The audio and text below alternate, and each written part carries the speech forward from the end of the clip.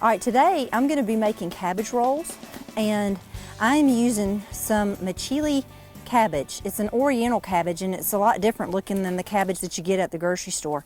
But you can make it with the kind you get at the grocery store, or you can make it with this.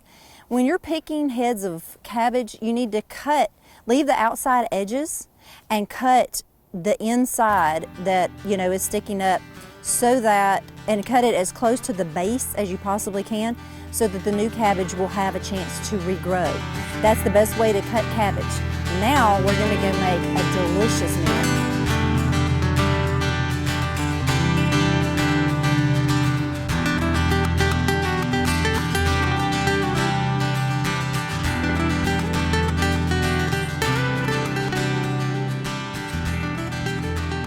First thing I'm going to do is I've got some water boiling, and I'm going to prepare my cabbage leaves. I am going to just take this middle section out of the cabbage so that I can roll them a little bit easier. So it's really easy to do, and it saves a lot of grief later. Your cabbage won't break as you try to roll up your filling inside it if you can get the middle out. You're going to need about 12 cabbage rolls. If you're using your regular head of cabbage, you'll need to probably get 2 heads of cabbage from the grocery store, because you'll want to use your biggest and your best pieces of cabbage. All right, now that I've done that, I'm going to drop my cabbage into the boiling water, and I'm going to get it soft. That was pretty hot. And so I'm going to leave that in there and let that go for about 3 minutes. Sometimes if you put the lid on, it helps to kind of make it go a little bit faster. And I might as well begin my sauce. So what I'm going to do, I'm going to brown some crushed garlic in my pot. It's quick to burn, so be careful that it doesn't burn. And I canned some tomatoes this summer. Okay, I'm going to put about 1.5 quarts of tomatoes, and since mine are whole, I'm going to crush them. If you get them from the grocery store, just get the crushed kind already that are already crushed. I have a little bit of lemon juice and a little bit of water mixed with flour. I'm going to try to thicken this sauce. That's what's going to happen here. I'm just going to let that go until it gets thick. All right, and the next thing I'm going to do is I bet my cabbage leaves are ready. Okay, so I'm going to take them over here and I'm going to drain it. Right over here.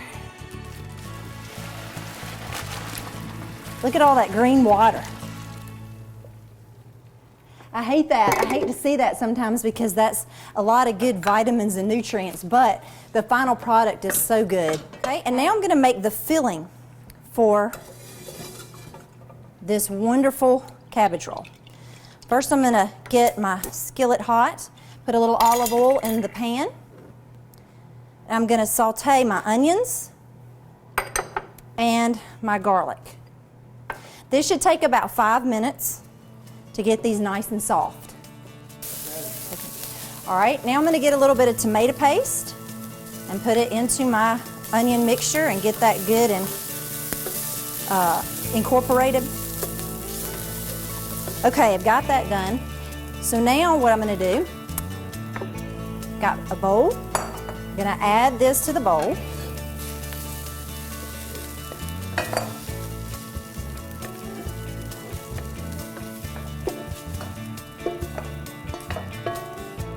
Along with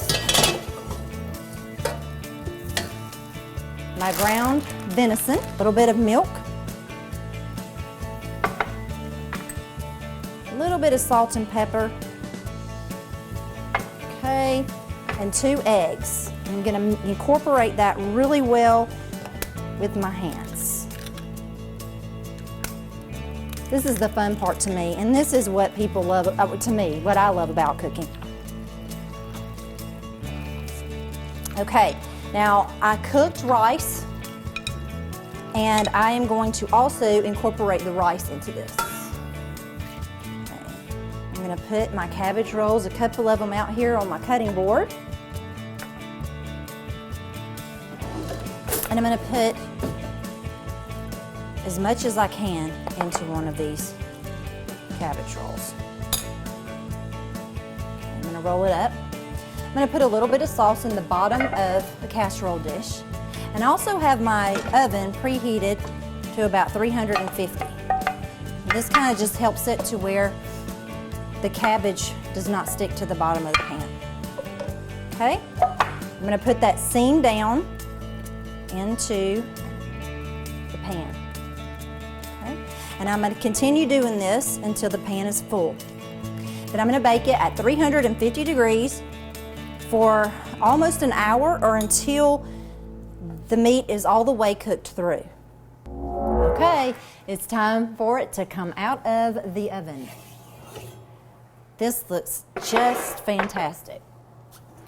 Cannot wait to see what this looks like inside. Okay, get one of these middle ones.